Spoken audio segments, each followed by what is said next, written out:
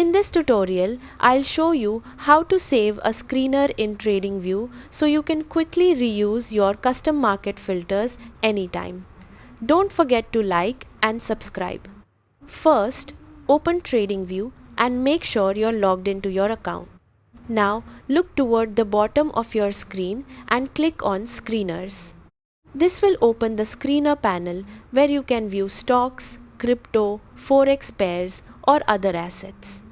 Once the screener is open, you'll see a list of assets along with multiple columns like price, change, volume, and more. Now comes the important part. Start customizing your screener using filters. You can add filters based on fundamentals like market cap or PE ratio, or use technical indicators like RSI or MACD depending on your strategy. You can also adjust columns to display only the data you care about. Take a moment to set everything exactly how you want. Once your screener is ready, go to the top left corner of the screener panel.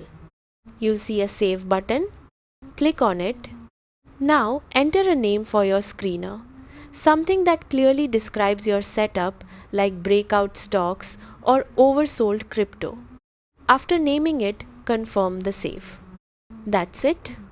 Your screener is now saved and will be available whenever you open TradingView again. You can quickly load it anytime without setting filters from scratch. Subscribe for more TradingView tips and tutorials.